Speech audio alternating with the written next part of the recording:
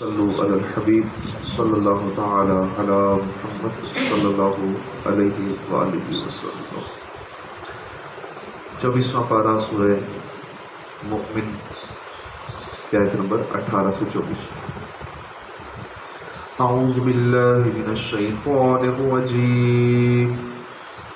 بسم اللہ الرحمن الرحیم۔ وَأَنذِرْهُمْ يَوْمَ الْآزِفَةِ إِذِ الْقُلُوبُ لَدَى الْحَنَاجِرِ كَاظِمِينَ مَا لِلظَّالِمِينَ مِنْ حَمِيمٍ وَلَا شَفِيعٍ يُطَاعُ يَعْلَمُ خَائِنَةَ الْأَعْيُنِ وَمَا تُخْفِي الصُّدُورُ وَاللَّهُ يَقْضِي بِالْحَقِّ وَالَّذِينَ يَدْعُونَ مِن دُونِهِ لَا يَقْضُونَ بِشَيْءٍ إِنَّ اللَّهَ هُوَ السَّمِيعُ الْبَصِيرُ أَوَلَمْ يَسِيرُوا فِي الْأَرْضِ فَيَنظُرُوا كَيْفَ كَانَ عَاقِبَةُ الَّذِينَ كَانُوا مِن قَبْلِهِمْ كَانُوا أَشَدَّ مِنْهُمْ قُوَّةً وَآثَارًا فِي الْأَرْضِ فَأَخَذَهُمُ اللَّهُ بِذُنُوبِهِمْ وَمَا كَانَ لَهُم مِّنَ اللَّهِ مِن وَاقٍ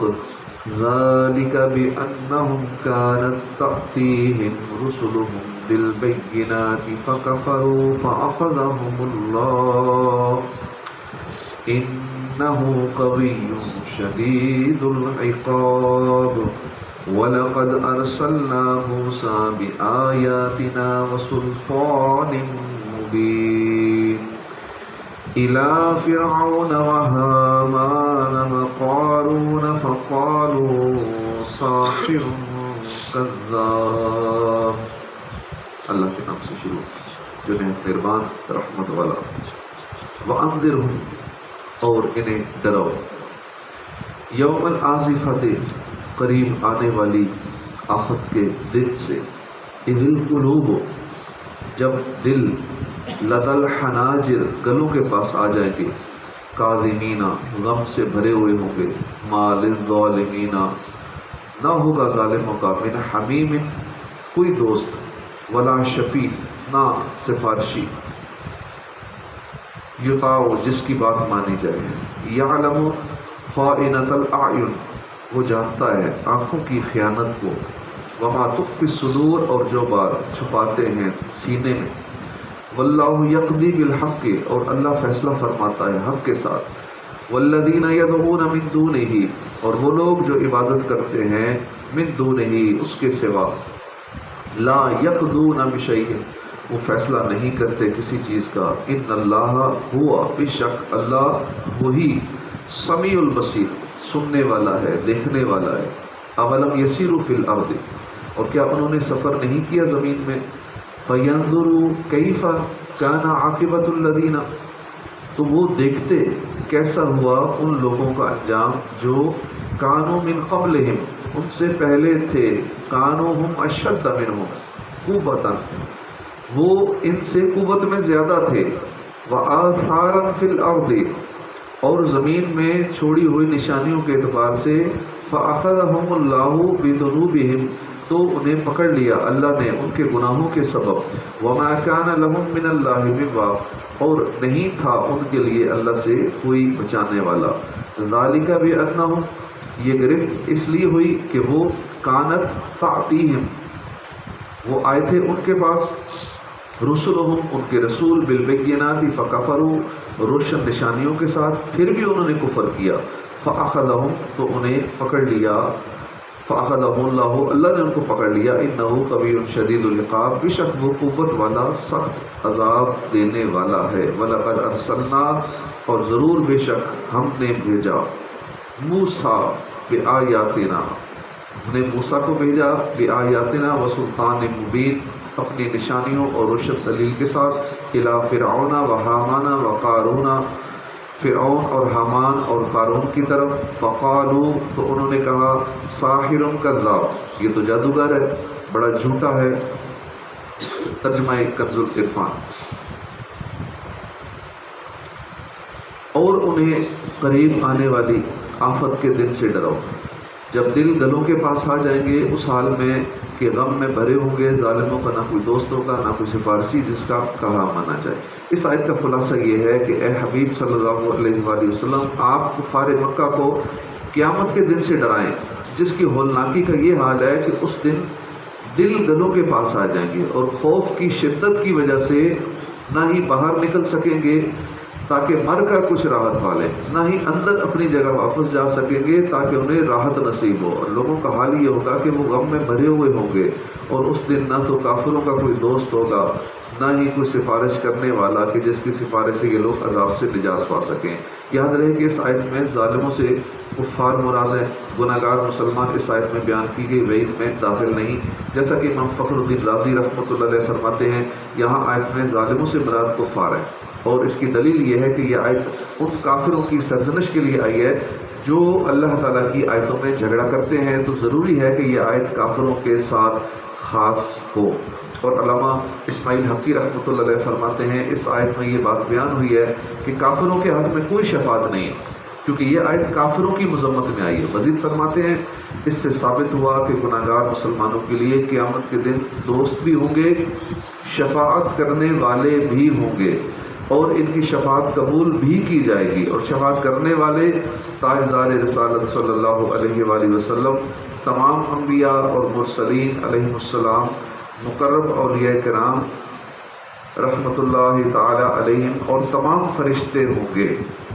یعلم خائنۃ الاعین وما تخفی الصدور، اللہ آنکھوں کی خیانت کو جانتا ہے اور اس سے بھی جو سینے میں چھپاتے ہیں۔ آنکھوں کی خیانت سے مراد چوری چھپے نامحرم عورت کو دیکھنا اور ممنوعات پر نظر ڈالنا ہے۔ سینوں میں چھپی ہوئی چیز سے مراد عورت کے حسن و جمال کے بارے میں سوچنا ہے۔ یہ سب چیزیں اگرچہ دوسرے لوگوں کو معلوم نہ ہو لیکن اللہ تعالیٰ جانتا ہے۔ حضرت عبداللہ بن عباس رضی اللہ عنہ آیت کی تفسیر میں فرماتے ہیں کہ ایک آدمی لوگوں میں موجود ہوتا ہے اور ایک عورت اس کے پاس سے گزرتی ہے، وہ آدمی دوسرے لوگوں کو یہ دکھاتا ہے کہ اس عورت کی طرف نہیں دیکھ رہا، لوگوں کو یہ شو کرتا ہے کہ اس عورت کو نہیں دیکھ رہا، اور جب لوگ اس سے غافل ہوتے ہیں تو وہ چپکے سے اس عورت کو دیکھ لیتا ہے، اور جب لوگ اسے دیکھنے لگتے ہیں وہ اپنی آنکھیں بند کر لیتا ہے یا آنکھیں پھیر لیتا ہے، حالانکہ اللہ تعالیٰ اس کے دل پر مطلع ہے اور یہ بھی جانتا ہے کہ وہ شخص اس عورت کو دیکھ رہا ہے۔ اب لوگوں سے نظر بچا لیتے ہیں، ان کو پتہ نہ چلے کہ یہ آنکھوں سے کیا کر رہا ہے، لیکن اللہ تو دیکھ رہا ہے، اور دلوں میں جو خیالات ہیں کسی کے بارے میں اللہ اس کو بھی جانتا ہے۔ اس آیت سے معلوم ہوا کہ اللہ تعالیٰ اعضاء کے افعال جانتا ہے، کیونکہ اعضاء کے افعال میں سب سے خفیہ فعل چوری چھپے دیکھنا ہے، سب سے آسان کام اور خفیہ کسی کو دیکھنا ہے، نظروں کو پھیرنا ہے خالی،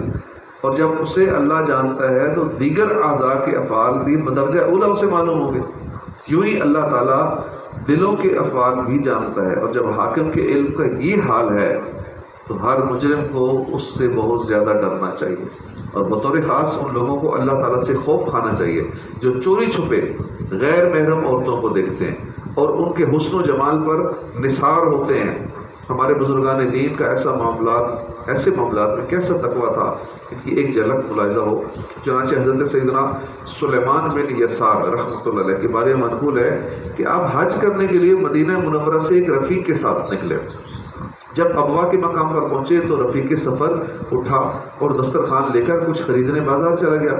جبکہ حضرت سلیمان بن یسار رحمۃ اللہ علیہ خیمے میں بیٹھے رہے۔ آپ بہت زیادہ خوبصورت تھے، انتہائی متقی تھے۔ ایک دیہاتی عورت نے پہاڑ کی چوٹی سے آپ کو دیکھ لیا اور اتر کر آپ کے سامنے کھڑی ہو گئی۔ اس نے برقع اور دستانے پہنے ہوئے تھے۔ جب اس نے چہرے سے پردہ اٹھایا تو اس کے حسن کا یہ حال تھا کہ گویا چاند کا ایک ٹکڑا ہو۔ اس نے کہا مجھے کچھ دیجیے۔ حضرت سلیمان رحمۃ اللہ علیہ نے سمجھا کہ شاید یہ روٹی مانگ رہی، آپ سے روٹی دینے لگے۔ وہ کہنے لگی مجھے روٹی نہیں چاہیے، بلکہ میں تو وہ تعلق چاہتی ہوں جو شوہر اور بیوی کے درمیان ہوتا ہے۔ آپ رحمۃ اللہ علیہ نے فرمایا تجھے شیطان نے میرے پاس بھیجا ہے۔ یہ فرما کر آپ نے سر مبارک اپنے گھٹنوں میں رکھ لیا اور زور زور سے رونے لگ گئے۔ جب عورت نے یہ حالت دیکھی تو اپنا چہرہ ڈھانپ کر واپس چلی گئی۔ جب آپ کا ساتھی واپس آیا اور آپ کی یہ حالت دیکھی کہ رونے کی وجہ سے آنکھیں سوج گئی ہیں، اور گلا بند ہو گیا ہے تو پوچھا آپ کیوں رو رہے ہیں؟ فرمایا کوئی بات نہیں، بس مجھے اپنا بچہ یاد آ گیا۔ اس نے کہا اللہ کی قسم کوئی نہ کوئی بات ضرور ہے، ورنہ بچے سے جدا ہوئے تو 3 دن ہوئے ہیں۔ وہ مسلسل پوچھتا رہا حتیٰ کہ آپ نے اسے دیہاتی عورت کا واقعہ بتا دیا۔ اس رفیق نے دسترخوان رکھا اور رونے لگ گیا۔ آپ نے فرمایا تم کیوں رو رہے ہو؟ اس نے کہا کہ مجھے آپ سے زیادہ رونا چاہیے، کیونکہ اگر آپ کی جگہ میں ہوتا تو مجھ سے شاید صبر نہ ہو سکتا۔ چھپ کے لوگوں سے کیے جس کے گناہ وہ خبردار ہے کیا ہونا ہے۔ ارے وہ مجرم بے پرواہ دیکھ سر پہ تلوار ہے کیا ہونا۔ واللہ یقضی بالحق والذین یدعون من دونہ لا یقضون بشیء ان اللہ هو السمیع البصیر۔ اور اللہ سچا فیصلہ فرماتا ہے، اور اس کے سوا جن کو وہ پوچھتے ہیں وہ کسی چیز کا فیصلہ نہیں کرتے، بے شک اللہ ہی سننے والا ہے، دیکھنے والا ہے۔ یعنی اللہ تعالیٰ کی شان یہ ہے کہ وہ ہر نیک اور گناہگار کے حق میں عادلانہ اور سچا فیصلہ فرماتا ہے۔ اور جن بتوں کو یہ مشرکین پوچھتے ہیں ان کا حال یہ ہے کہ وہ کسی چیز کا فیصلہ نہیں کرتے، کیونکہ نہ وہ علم رکھتے ہیں نہ قدرت رکھتے ہیں، تو ان بتوں کی عبادت کرنا، انہیں اللہ کا شریک ٹھہرانا بہت ہی کھلا باطل ہے۔ بے شک اللہ تعالیٰ ہی اپنی مخلوق کے اقوال کو سننے والا اور ان کے افعال اور تمام احوال کو دیکھنے والا ہے۔ اولم یسیروا فی الارض فینظروا کیف کان عاقبۃ الذین کانوا من قبلہم۔ تو کیا انہوں نے زمین میں سفر نہ کیا تو دیکھتے کہ ان سے پہلے لوگوں کا کیسا انجام ہوا۔ وہ پہلے لوگ قوت اور زمین میں چھوڑی ہوئی نشانیوں کے اعتبار سے ان سے بڑھ کر تھے، تو اللہ نے انہیں ان کے گناہوں کے سبب پکڑ لیا اور ان کے لیے اللہ سے کوئی بچانے والا نہ تھا۔ یہ گرفت اس لیے ہوئی کہ ان کے پاس ان کے رسول واضح نشانیاں لے کر آئے، پھر بھی انہوں نے کفر کیا تو اللہ نے انہیں پکڑ لیا۔ بے شک اللہ قوت والا ہے، سخت عذاب دینے والا ہے۔ اس آیت اور اس کے بعد والی آیت کا خلاصہ یہ ہے کہ جب کفار مکہ تجارت کے لیے یمن اور شام کی طرف سفر کرتے ہیں تو کیا اس دوران انہوں نے دیکھا نہیں کہ ان سے پہلے جن لوگوں نے اللہ کے رسولوں کو جھٹلایا تھا ان کا کیسا انجام ہوا؟ وہ لوگ قوت اور زمین میں چھوڑی ہوئی نشانیوں مثلاً قلعے، محل، نہریں، حوض، بڑی بڑی عمارتوں کے اعتبار سے ان کفار مکہ سے بڑھ کر تھے۔ اس کے باوجود اللہ تعالیٰ نے انہیں ان کے گناہوں کے سبب پکڑ لیا اور انہیں اللہ تعالیٰ کے عذاب سے بچانے والا کوئی نہ تھا۔ اس زمانے کے کافر یہ حالات دیکھ کر کیوں عبرت حاصل نہیں کرتے اور کیوں نہیں سوچتے کہ پچھلی قومیں ان سے زیادہ قوی تھیں، توانا اور ثروت و اقتدار والی ہونے کے باوجود اس عبرتناک طریقے سے کیوں تباہ کر دے گی؟ ان لوگوں کی یہ گرفت اس لیے ہوئی کہ ان کے پاس ان کے رسول اللہ کی وحدانیت اور اپنی رسالت کی صداقت پر دلالت کرنے والی واضح نشانیاں اور معجزات لے کر آئے، پھر بھی انہوں نے کفر کیا تو اللہ تعالیٰ نے انہیں اپنے عذاب سے پکڑ لیا۔ بے شک اللہ تعالیٰ قوت والا ہے اور شرک کرنے والوں کو سخت عذاب دینے والا ہے۔ لہذا اے کافرو تم عقل مندی کا ثبوت دو اور میرے رسول صلی اللہ تعالیٰ علیہ وآلہ وسلم کی بات مانو اور انہیں ایذا مت دو، ورنہ تمہارا انجام بھی سابقہ لوگوں جیسا ہوگا اور تمہیں بھی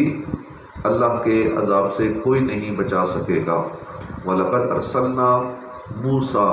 بِآيَاتِنَا وَسُلْطَانٍ مُبِينٍ، اور بے شک ہم نے موسیٰ کو اپنی نشانیوں اور روشن سند کے ساتھ بھیجا۔ فرعون اور حامان اور قارون کی طرف تو وہ بولے کہ جادوگر ہے، بڑا جھوٹا ہے۔ اس سے پہلی آیت میں ان کفار کا ذکر کر کے نبی کریم صلی اللہ علیہ وآلہ وسلم کو تسلی دی گئی جنہوں نے کفار مکہ سے پہلے اپنے رسولوں کو جھٹلایا تھا،